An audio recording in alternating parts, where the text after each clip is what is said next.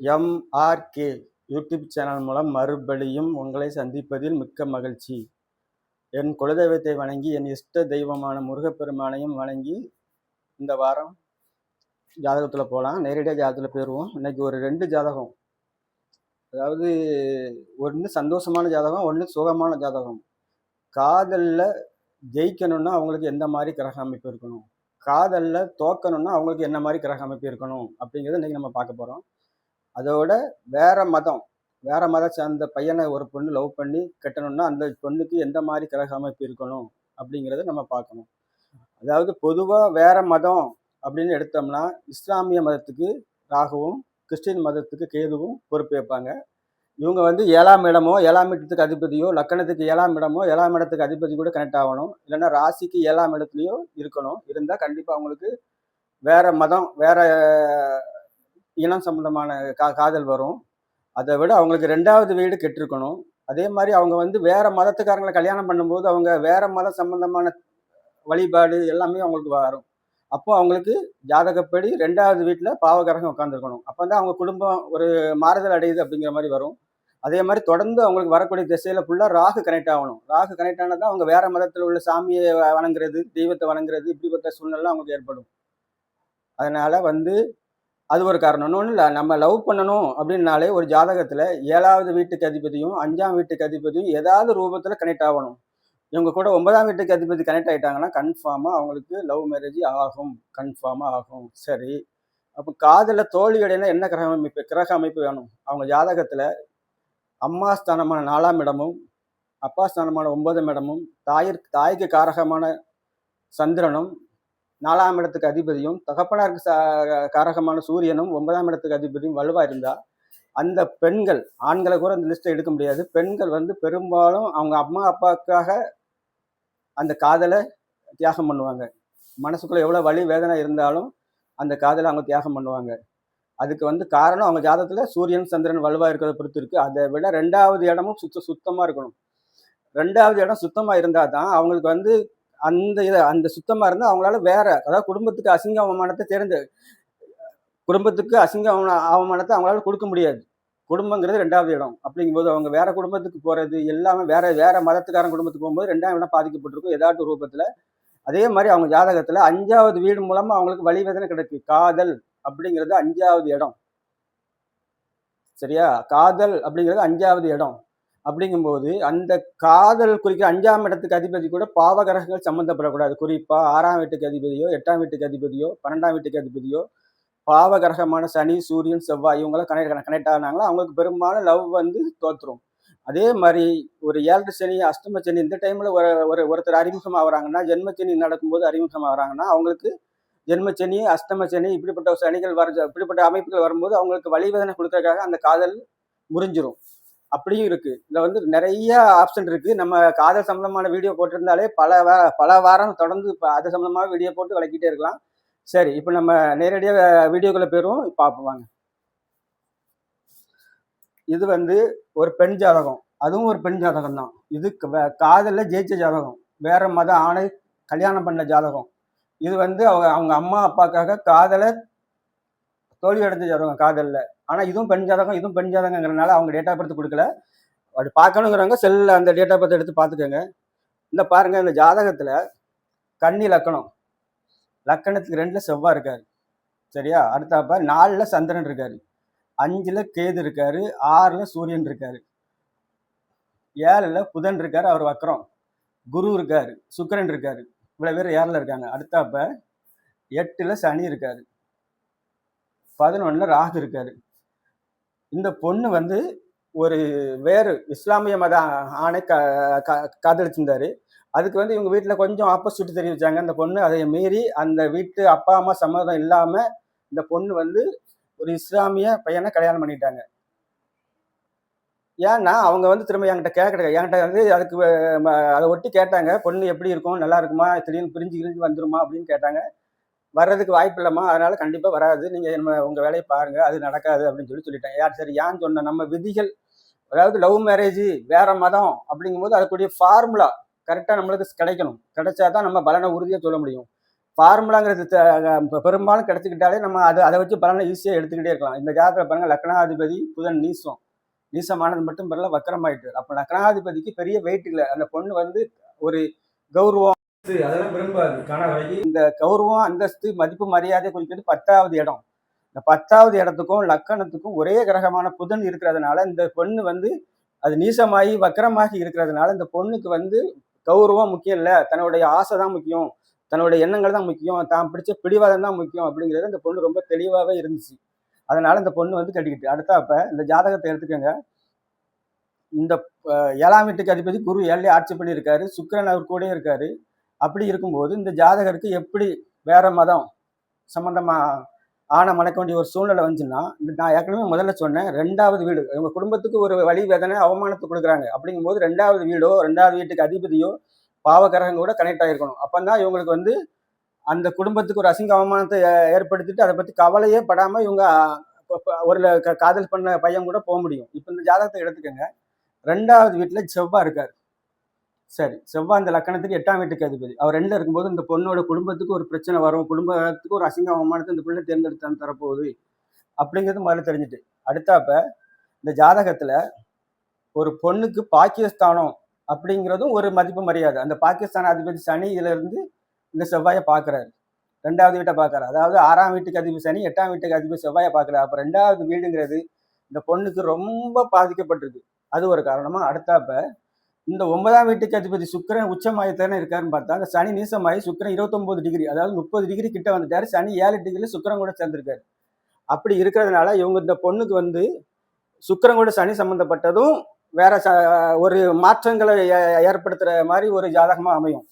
அடுத்தப்ப இதை விட எல்லாத்த விட முக்கியம், 7ஆம் இடமோ 7ஆம் இடத்துக்கு அதிபதி கூடிய ராகு கனெக்ட் ஆகணுங்க தான். ராகுவே கனெக்ட் ஆகலையேன்னு பார்த்தோம்னா, இந்த ஜாதகத்துக்கு 7வது இந்த ராகு வந்து 26 டிகிரியில் இருக்காரு.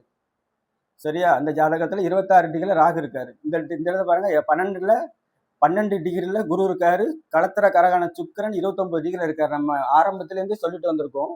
அதாவது 1, 5, 9 ராகு கேதுகள் கனெக்ட் ஆகும், அந்தந்த கிரகங்களும் கனெக்ட் ஆகுங்கிறத நம்ம முதல்ல சொல்லியிருக்கோம். அப்படி பார்க்கும்போது இந்த 7வது வீட்டுக்கு அதிபதி குரு கூட ராகு கனெக்ட் ஆகுறாரு, சுக்கிரன் கூடயும் ராகு கனெக்ட் ஆகுறாரு. ஆல்ரெடியா சுக்கிரன் கூட சனி கனெக்ட் ஆகிட்டார். ராகு கனெக்ட் ஆனதுனால இவங்க பொண்ணு தன்னுடைய பழக்க வழக்கம் எல்லாமே அடுத்த மத சம்பந்தமாக போக வேண்டிய ஒரு சூழல் வந்துச்சு. அது மட்டும் காணாது, ஒரு ஜாதகத்துல அது சம்பந்தமான திசைகளே வரணும். ஒரு 10-20 வருஷமானும் அந்த வேற ராகு சம்பந்தமா கேது சம்பந்தமா உள்ள திசைகள் வரணும். இந்த ஜாதகத்துக்கு எடுத்துக்கோங்க. செவ்வாய் தசை இந்த பொண்ணு கல்யாணம் பண்ணுச்சு. செவ்வாய் தசையில இந்த செவ்வாய் வந்து பாருங்க, 6ஆம் வீட்டுக்கு அதிபதி சனியோடைய பார்வையில் இருக்காரு, 8ஆம் வீட்டுக்கு அதிபதி குடும்பஸ்தானத்துல இருக்காரு. இந்த பொண்ணு குடும்பத்துக்கு ஒரு அசிங்க அவமானத்தை தேடி கொடுக்குது அப்படிங்கிறது இதுல கன்ஃபார்மா ஆயிட்டு. சரிங்களா? ஒரு பாயிண்ட் ஆயிடுச்சா? அடுத்த அப்ப இந்த பொண்ணுக்கு வரக்கூடிய திசையை பாருங்க, ராகு தசை. அவர் 7வது வீட்டுல 7ஆம் வீட்டுக்கு அதிபதி கூடயும் சுக்கிரன் கூட கனெக்ட் பண்றாரு. அப்போ இந்த பொண்ணு மத வழிபாடு, அந்த சாப்பாடு முறைகள் எல்லாமே வேற வேறையா கொண்டு போகுது. அதாவது வேற வேறையா நடக்குது இவங்களுக்கு. அது ஒரு காரணமா. அடுத்தப்ப இந்த ஜாதகத்துக்கு சந்திரன் 4ல் இருக்காரு. சந்திரன் இருந்த வீட்டுக்கு அதிபதி ஆட்சி பண்ணியிருக்காரு. அதனால அவங்க அம்மா கொஞ்சம் பேசிக்கிடுவாங்க. அப்பாவை எடுத்துங்க. இந்த சுக்கிரன் கூட ராகு கனெக்ட் ஆயிட்டாரு. சரியா? அதே மாதிரி இந்த செவ்வாய் தன்னுடைய 8ஆம் பார்வையா அந்த 9ஆம் வீட்டையும் பார்க்குது. இந்த சனியோடைய பார்வை வாங்கின செவ்வாய், அது ஒரு தப்பு. அடுத்தப்ப இந்த 2 இருக்கனால இந்த பொண்ணு இவங்க அப்பா கூட பேசாது, அவங்க அம்மா கிட்ட மட்டும் பேசிக்கிறோம். அதுக்கு மட்டும்தான் வாய்ப்பு இருக்கு. அவங்க அப்பா கிட்ட பேசுறதுக்கு வாய்ப்பு இல்லை. அதனால இந்த பொண்ணு வந்து வேற மதத்துக்காரங்களை கல்யாணம் பண்ணது ஒரு கரெக்டான விஷயம் தான். ஜாதகம் பிடிக்கிறது பொருந்துட்டு. வாங்க நம்ம அடுத்த ஜாதகத்துல போகலாம். இந்த ஜாதகத்தை பாருங்க, கன்னி லக்கணம். இது வந்து காதல் தோல்வி ஏற்பட்ட ஜாதகம். இவங்க பொண்ணோட அம்மா வந்து என்கிட்ட ஃபோனில் தான் பேசுனாங்க. அவங்களுக்கு வெளியூர் இருக்கிறது. இவங்க வந்து கடக லக்கணம். லக்கணத்தில் ராகு 25 டிகிரி, 4 குரு ஆட்சி 18 டிகிரி, 6ல் புதன் 1 டிகிரி, சூரியன் 20 டிகிரி, செவ்வாய் 20 டிகிரி. செவ்வாய் அஸ்தமனம். சனி இதில் 2 டிகிரி. அப்போ சூரியன் வந்து சனியே அஸ்தமனம் பண்ணிட்டாரு. அடுத்தப்ப கேது இதில் 25 டிகிரி. சுக்கிரன் பாருங்க 8வது இடத்துல 4 டிகிரி, 12ல் சந்திரன் 11 டிகிரி. இதுதான் இந்த பொண்ணோட ஜாதக அமைப்பு. நம்ம ஏற்கனவே பேசணும். இல்லை, ஒரு பொண்ணு காதல் தோல்வி அடையணும்னா அந்த பொண்ணுக்கு வந்து 5வது இடமோ 5ஆம் இடத்துக்கு அதிபதியோ பாவ கிரகங்களால் பாதிக்கப்பட்டிருக்கணும் ஃபர்ஸ்ட். அப்படி இருந்தால் தான் அந்த பொண்ணு காதல்ங்கிற 5வது இடத்து மூலமா அந்த பொண்ணு வலி, வேதனை, ரொம்ப கஷ்டங்களை அனுபவிக்கும். அதே மாதிரி காதல் கல்யாணம் பண்ணணும்னா அந்த பொண்ணு குடும்பஸ்தானம் கெட்டிருக்கணும். குறிப்பா ராகு கேது அந்நிய மதத்தை குறிக்கிற ராகு கேதுகள் சேர்ந்து 2ஆம் வீட்டில் இருக்கும்போது அவங்க வேற குடும்பத்துக்கு போக வேண்டிய வேற ஒரு வழிபாடு சம்பந்தமாக வகையில் போக வேண்டிய ஒரு சூழ்நிலை உருவாகும். அதே மாதிரி 2வது இடமோ 2வது வீட்டுக்கு அதிபதியோ இந்த ஜாதகத்திலையும் எந்த ஜாதகத்திலையும் கெட்டு போனாதான் அவங்க ரொம்ப வேற மதம் அப்படி போவாங்க. இல்லைன்னா அவங்க வந்து காதலுக்கு குடும்பத்துக்காக காதலை வந்து விட்டு கொடுத்துருவாங்க. நம்ம குடும்ப மானம் முக்கியம் சொல்லி சிலவங்க இந்த காதலை விட்டு கொடுத்துருவாங்க. இந்த பொண்ணுக்கு எடுத்துக்கோங்க, காதல் அப்படிங்கிறது ஏன் வந்துச்சுங்கிறது நமக்கு இது அழகா லட்டு மாதிரி தெரியுது உங்களுக்கு. இப்போ வந்து 5ஆம் வீட்டுக்கு அதிபதி சனி வந்து இதுல வந்து செவ்வாய் கூடயும் சூரியன் கூடயும் கனெக்ட் ஆகுறாரு. ஏன்னா சூரியனே அஸ்தமனம் பண்ணி சூரியன் 20 டிகிரி, செவ்வாய் 20 டிகிரி, சூரியன் அஸ்தமனமாக இருக்காரு. சனிங்க 2 டிகிரில அவரும் அஸ்தமனமாக இருக்காரு. மறைமுகமா இதுல என்ன நடக்குன்னா, இந்த 5ஆம் வீட்டுக்கு அதிபதி சனி 6ஆம் வீட்டில் மறைஞ்சி செவ்வாய் கூட சேர்ந்து சூரியன் கூட சேர்ந்து அஸ்தமனம் ஆயிட்டார். அப்போ இதுல சனி மறைமுகமா சூரியன் கூடயும் செவ்வாய் கூடயும் கனெக்ட் ஆகிற வராது. இந்த செவ்வாய் அப்படிங்கிற கிரகம் வந்து 8வது வீட்டுக்கு அதிபதி. அந்த 8வது வீட்டுக்கு அதிபதி அந்த 8வது வீட்டுல சுக்கிரன் இருக்கிறதுனால 8ஆம் வீட்டுக்கு அதிபதி அசிங்க அவமானத்தை இந்த பொண்ணுக்கு வலி வேதனை கொடுக்கறதுக்கு ரெடியா தான் இருக்காரு. ஏன்னா 8ஆம் வீடு வலுவாயிட்டு சுபகரகமான சுக்கிரன் இருந்ததுனால. அதனால இவங்களுக்கு வந்து 8ஆம் வீட்டுல சுக்கிரன் இருந்ததுனால 8ஆம் வீடு வலுத்துட்டு அது கூட முக்கியம் இல்லை. அடுத்த அப்ப என்ன நடக்குன்னா, 8ஆம் வீட்டுக்கு அதிபதி சனி கூட 8ஆம் வீட்டுக்கு அதிபதி செவ்வாய் கூட சனி சம்பந்தப்பட்டதுனால இந்த செவ்வாயும் அஸ்தமனம் சனியும் அஸ்தமனம் அப்படிங்கிறதுனால இவங்க வந்து இந்த பொண்ணுக்கு காதல் மூலமா அசிங்க அவமான வலி வேதனை எல்லாமே கிடைச்சிட்டு, அதாவது அசிங்க அவமானங்கிறத விட வலி வேதனை அதிகமா கிடைச்சிட்டு. 2வது இடம் குறிப்பா 2வது இடம் பாதிக்கப்பட்டிருக்கணும் அப்படின்னு சொல்லி சொன்னோம். அப்பதான் அவங்க குடும்பத்துக்கு ஒரு அசிங்க அவமானத்தை தேர்ந்தெடுத்து கொடுத்துருவாங்க, எடுத்து கொடுத்துருவாங்க. குடும்பத்தை பத்தி கவலைப்பட மாட்டாங்க, அசிங்க அவமானத்தை பத்தி கவலைப்பட மாட்டாங்க அப்படின்னு சொல்லலாம். இந்த ஜாதகம் 2வது வீட்டுக்கு அதிபதி சுக்கிரன். 2வது வீட்டுல எந்த பாவகிரகத்தோடைய தொடர்பும் இல்லை. ஆனா சுக்கிரன் 2ஆம் வீட்டுக்கு அதிபதி தான் வீட்டையே பாக்குறதுனால இப்படி பாக்குறதுனால இந்த பொண்ணு வந்து தான் குடும்பத்துக்காக தன்னுடைய காதலை தியாகம் பண்ணிட்டு, அதாவது விட்டுட்டு காதலை எப்படி அப்படின்னு சொல்லி பார்க்கலாம். இப்போ இந்த ஜாதகத்துல எடுத்துக்கோங்க, 4ஆம் வீட்டுக்கு அதிபதி குரு 4லையும் ஆட்சி, அதாவது 4ஆம் வீட்டு ஸ்தானமான குரு அதில் ஆட்சி, மாதா காரகனான சனி சந்திரன் வந்து இந்த இடத்துல இருக்காரு. அவரு பௌர்ணமி சந்திரனா இருக்காரு. அப்போ அவர் ஆல்ரெடியாவே ஒளியோடு இருக்காரு. அதை விட இந்த குரு பாருங்க 9ஆம் பார்வையா 1 2 3 4 5 6 7 8 9ஆம் பார்வையா சந்திரனை பார்க்குறாரு. அப்போ சந்திரன் இன்னும் வலுவாடுது. இந்த பொண்ணு அவங்க அம்மா சொன்னா அப்படியே கேட்குது. கேட்குற பொண்ணு அவங்க அம்மா தான் அந்த பொண்ணுக்கு எல்லாமே தெய்வம் மாதிரி அந்த அவங்க அம்மாவை நினைக்குது அந்த பொண்ணு. அடுத்தப்ப 9ஆம் வீட்டுக்கு அதிபதியான குரு சுக்கிரனை குரு தன்னுடைய 5ஆம் பார்வையா பார்க்குறாரு. இது 9ஆம் வீடான தகப்பனார், நல்ல வலுவான தகப்பனார். தகப்பனார் மேல இந்த பொண்ணு பாசமா இருக்கு அப்படிங்கிறது இது அழகா காமிக்குது. அடுத்த பாயிண்ட் என்னன்னா, இந்த ஜாதகத்துல லக்னாதிபதி 6ல மறைஞ்சிட்டாரு, 1 டிகிரில இருக்காரு, சூரியன் செவ்வாய் கூட சேர்ந்துட்டாருன்னு நம்ம எடுத்தோம்னா அது சரியில்லை.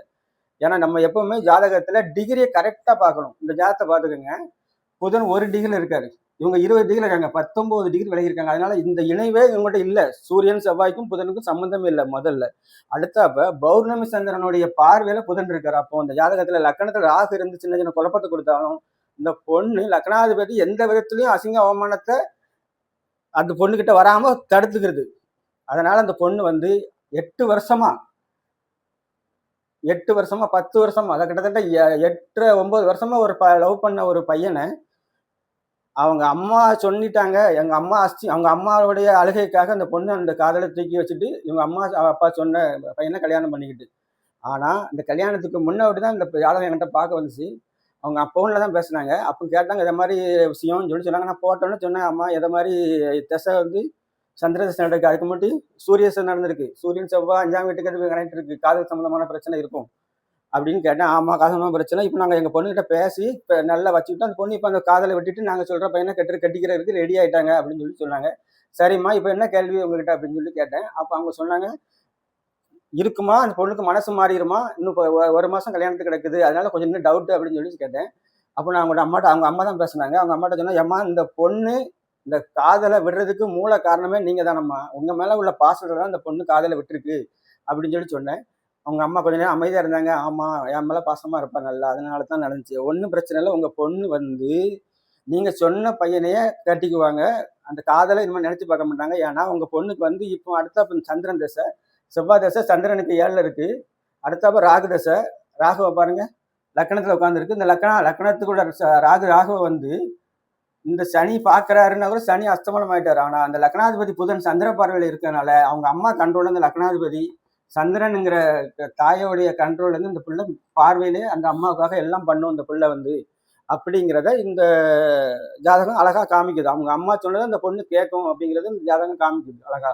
அதை விட முக்கியமா இந்த பொண்ணுக்கு பாருங்க 8ஆம் வீட்டுல சுக்கிரன், 12ஆம் வீட்டுல பௌர்ணமி சந்திரன், குரு 4ங்கிறதுக்கு இந்த குரு வந்து 5ஆம் பார்வையை 8ஆம் வீட்டையும் 9ஆம் பார்வையை 12ஆம் வீட்டையும் பார்க்கறதுனால இந்த பொண்ணு உங்க பொண்ணு கல்யாணம் பண்ணுது. நீங்க எந்த ஊர்ல கல்யாணம் பண்ணுது இந்த பொண்ணு வெளி மாநிலம் இல்லைன்னா வெளிநாட்டுக்கு போகும் கல்யாணம் பண்ணி அப்படின்னு சொல்லி நான் சொன்னேன். அதை அவங்க கேட்கல, நானாவே சொன்னேன். ஆமா, அந்த பையன் வெளிநாட்டுல தான் வேலை பார்க்கான், விசாலாம் எடுத்தாச்சு, இந்த என் பொண்ணை கல்யாணம் முடிச்சோன்னு வெளிநாட்டுக்கு கூட்டி போயிடுவான், நல்லா இருப்பாடா அப்படின்னு சொல்லி கேட்டாங்க. ஆமா, அந்த பொண்ணு வந்து சந்திர தசை நடக்கு, சந்திரன் 12 இருக்காரு. அதனால அந்த பொண்ணு அவங்க அம்மாவை விட்டு பிரிய போகுது. சூரியன் 6ல இருக்காரு, அடுத்தப்ப செவ்வாய் கூட பாதிக்கப்பட்டிருக்காருன்னா கூட அந்த 6ல உள்ள சூரியன்கால செவ்வாய் திசையில தன்னுடைய சொந்த பந்தங்கள் உடன்பிறப்பை விட்டு இந்த பொண்ணு நான் ஒன்று வெளிநாட்டுக்கு போகுது. அதனால இந்த பொண்ணு எந்த குழப்பமும் இல்லை, இந்த பொண்ணு வந்து கன்ஃபார்மா வெளிநாட்டுக்கு போகும், உங்களை விட்டு பிரிஞ்சுதான் போகும், அதுல எந்த மாற்றமும் இல்லை, நல்லா இருக்கும் உங்க பொண்ணு, அதுல எந்த மாற்றமும் இல்லை. இப்போ நடக்கிற தசை சந்திர தசை, செவ்வாய் தசை கொஞ்சம் மீடியமா இருந்தா கூட இந்த சந்திரனுடைய பார்வை இருக்கிறதுனால இந்த செவ்வாய் தசையும் நல்லது பண்ணும்.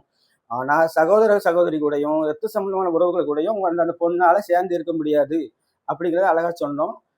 அதே மாதிரி பின்னாடி வரக்கூடிய ராகு தசை அந்த பொண்ணுக்கு ரொம்ப நல்லா இருக்கும், அதை விட குரு தசையும் நல்லா இருக்குமா அப்படின்னு சொல்லி சொன்னோம். அவங்க ரொம்ப சந்தோஷப்பட்டாங்க. இருந்தாலும் மனசுக்குள்ள எனக்கு ஒரு கவலை தான். இது உங்க பொண்ணுக்கு அந்த அம்மாவுக்காக அந்த பொண்ணு தான் காதலையே தூக்கி ஓரமா வச்சுட்டாங்கும் போது ஒரு வித்தியாசமா ஜாதகமா இருந்துச்சு. அந்த ஜாதகத்தை எடுத்து வச்சேன். சரிங்க, என் இஷ்ட தெய்வமான முருகப்பெருமானை வணங்கி விடைபெறுகிறேன். நன்றி, வணக்கம், வாழ்க வளமுடன்.